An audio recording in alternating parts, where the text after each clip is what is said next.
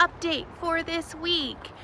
It's been really good. My first, I call this a non-scale victory. Scott and I went out to dinner with our family, lunch, yesterday. First time I have not eaten at a restaurant. Didn't feel awkward either, which was really nice. And it's because I use that bridge drink. Right now, Scott and I are on our morning walk with Miss Ryu.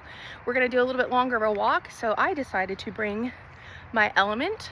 I've been using it as a bridge drink because it's got that 1,000 milligrams of sodium, 200 milligrams of potassium, and 60 milligrams of magnesium. It helps bridge me between meals. It cuts through that hunger, which is really helpful for me. I really enjoy using it too because we've been exercising a lot with muscle cramps, fatigue, headaches, and those kinds of things. The best part is it has no fillers, no gluten, no sugar, no artificial colors, no crap in it, because with my autoimmune, I'm quite sensitive to those kinds of things. Don't forget, right now, LMNT's offering a 8-pack sample pack free with any purchase.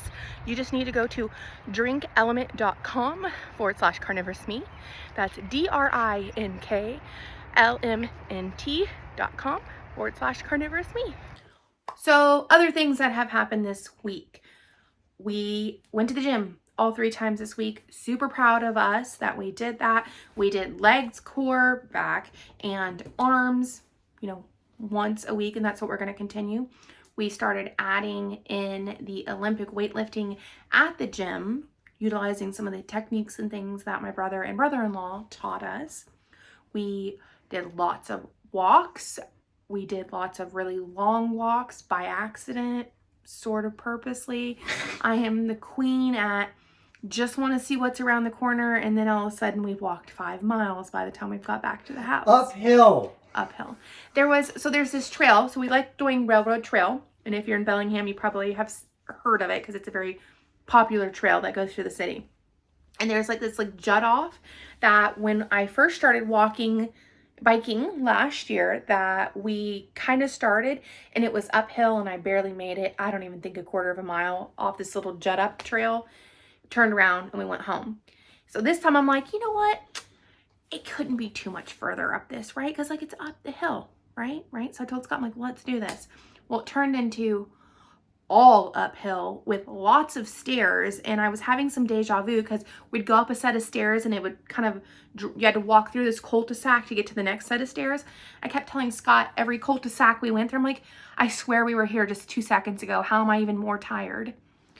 But it led to a place called Silver Beach Preserve or something. Beautiful area. And then it also led us to finding a place called Big Stone Gardens.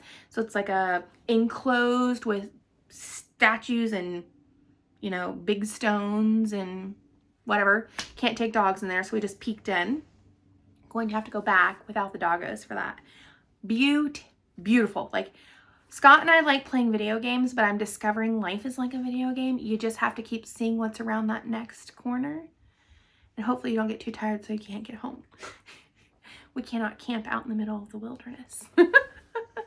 Did some other 4 or 5 mile hikes throughout the city. We love going and exploring just new streets and looking at houses because all the houses are just, different styles and things here. So exercise, we did good. I was very good about just doing a little bit more vacuuming. I remember when I first started this, I could barely even vacuum half of one floor. And today I vacuumed all 3 floors, and it took me less than an hour and a half maybe. So, and I used to be able to only do half a floor, and that would take me hours. So that's a huge improvement. What else, Scott? I've been documenting everything I've eaten for each meal on the Locals Carnivorous Meat community. Come check that out if you're interested. I still will do the 3-day what I ate, but I've been posting pretty much when I eat, I post what I ate on the Locals community. Plus there's just little extra tidbits I don't share anywhere else on that community. A little extra encouragement if you need it. Plus cute doggo pictures, because I love my dogs. Actually, I love all dogs, to be honest. Dogs are just the best, except if it's the dog that's off leash and they are aggressive. Sorry, not so much loving that. I forgot to mention this. Don't forget, we have a meetup May 20th in Bellingham, Washington. Don't forget to go to carnivorousmeat.com to sign up. You must sign up before you come, so I know who's coming, and also how much meat Scott and I have to buy, because we are bringing our own grill to have Scott's delicious grilling cookingness, because we rented a pavilion for everybody to hang out. Anyways, I hope to see you guys there. Another thing, I have been really honing in on, am I eating too much this week? I lost another 2.5 pounds just this past week, and I have been implementing my journaling, not as much as I should. Scott's looking at me right now, but journaling, I might not always journal, but at least he makes me confess my stress to him out loud. Using the Redmond's salt rock crystal, it's not up here, when I'm getting hungry. Using the bridge drink, I have drank a lot of it, but I put half a thing of the watermelon element in here, and this works really good for sipping on during or between meals to help with the hunger. Salt crystal works great. If you are a gum chewer, gum works great too, by the way. My jaws don't like a lot of chewy gumness. We tried a few different cuts of meat this week. Scott made his first go at skirt steak on the grill. It's like one of my new favorite cuts, I think. Also, I'm going to make a short about this. Saving money on carnivore, making it affordable. Scott and I can blame my brother-in-law for this. He texted me yesterday, and because he went to the grocery store, and he's like, oh, at Fred Meyer's, which is Kroger's up here, had flanken ribs, and I love flanken rib, like beef short ribs. Ugh. Buy one, get one free. So Scott and I went to 2 different ones in our city and bought 47 pounds of it. But it was buy one, get one free. And this is how you save money, guys. Like, this is how you save money. Investing in a deep freezer. We saved so much money on that one large purchase of meat. Well, between the 2 stores, we saved enough money we could have bought like a medium-sized deep freezer. We already have deep freezers, but this is how you save money. Get a deep freezer, buy the stuff when it's on sale. We ended up paying, how much was it per pound? $4.83 or something. Like, I actually calculated it out by what we actually paid in the weight. It was $4.83 per pound for flanken rib, which is normally $9 a pound. Okay. Much cheaper to do it that way. It makes, with my 2 eggs and 2 pieces of bacon, less than $6 a day. And I don't always eat a pound at a time. So I eat on that meat less than $6 a day to feed me.